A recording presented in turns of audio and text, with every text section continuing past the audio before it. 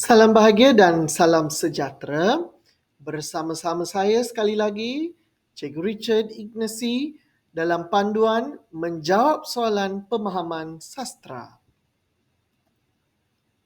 Berikut pula ditunjukkan format soalan 7 pemahaman sastra yang dikemukakan dalam kertas 2 bahagian B. Sebanyak 12 hingga 13 markah diperuntukkan untuk soalan ini. Murid dikendaki menjawab 4 soalan yang dikemukakan. Bahan ataupun sumber boleh diambil daripada antologi ataupun mana-mana sumber sastra. Contoh set soalan 7 pemahaman sastra seperti yang berikut. Bahan 1. Petikan. Petikan cerpen Munshi karya Husna Nazri dipetik daripada antologi Jaket Kulit Kijang dari Istanbul.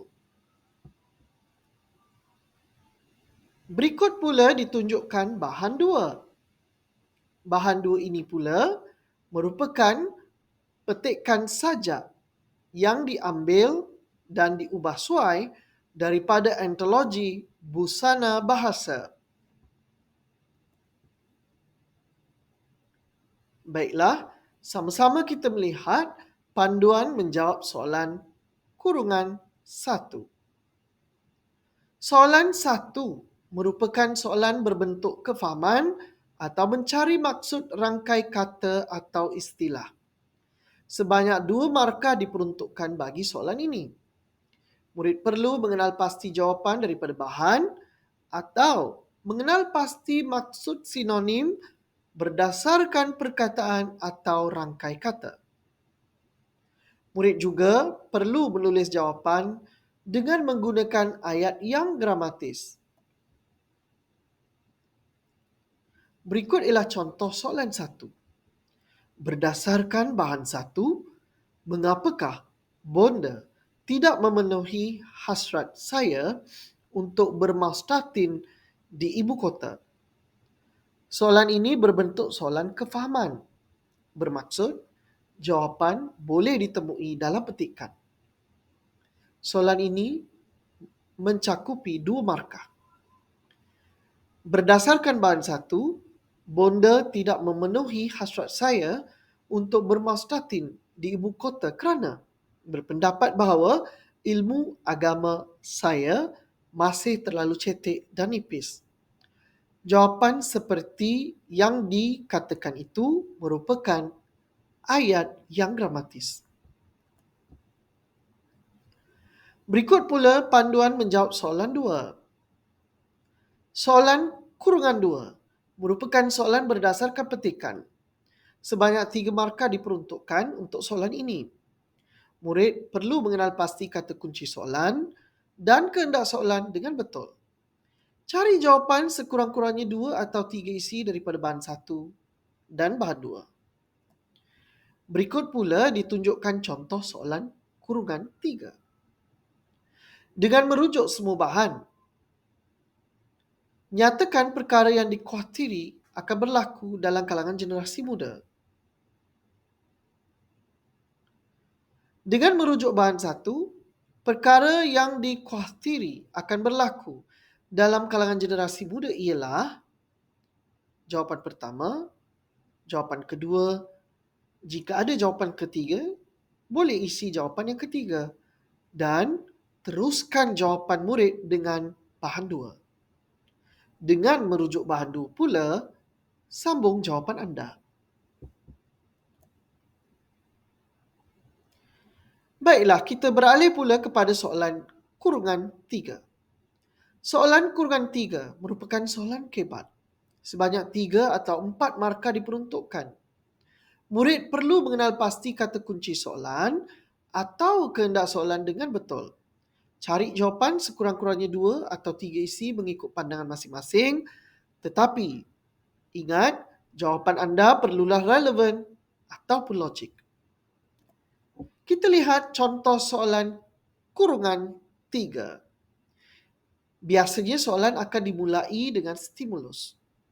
Generasi muda perlu mengekalkan asas budaya, bahasa ibunda, dan agama mengikut cara hidup yang bermaruah. Kemudian diikuti dengan soalan, pada pendapat anda, mengapakah perkara-perkara tersebut perlu diperhatikan dalam kehidupan pada zaman moden ini? 3 markah.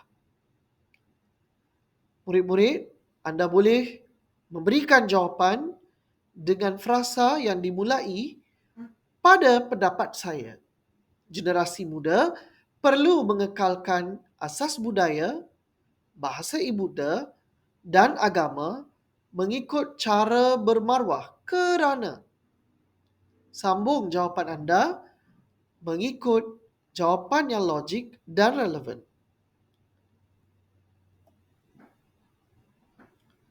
Baiklah, kita melihat pula panduan menjawab soalan yang keempat. Soalan kurungan 4 merupakan soalan penyelesaian masalah. Sebanyak 4 markah diperuntukkan bagi soalan ini. Murid perlu mengenal pasti kata kunci soalan atau kehendak soalan dengan betul. Cari jawapan sekurang-kurangnya 3 atau 4 isi mengikut pandangan masing-masing, tetapi jawapan anda hendaklah relevan atau logik. Jawapan yang ditulis hendaklah dalam bentuk penyelesaian masalah terhadap situasi yang dikemukakan. Berikut pula contoh soalan 4. Situasi yang dikemukakan ialah seperti berikut. Rakan anda baru berpindah ke bandar yang dikelilingi pelbagai pengaruh budaya luar.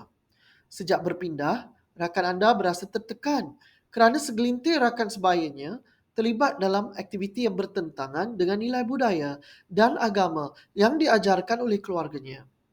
Rakan anda berasa bimbang sekiranya dia akan kehilangan jati diri dan tidak mengamalkan tradisi keluarga seperti sambutan hari perayaan dan adat resam.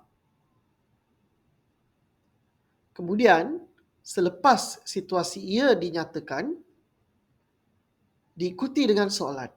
Cadangkan langkah-langkah yang perlu dilakukan oleh rakan anda agar dia dapat mengekalkan nilai-nilai agama dan budaya yang diwarisi sejak turun-temurun.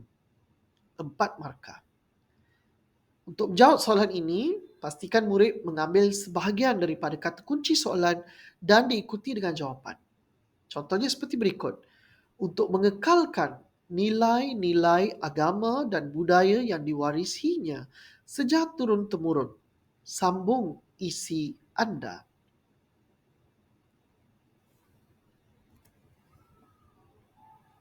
Sekian, terima kasih.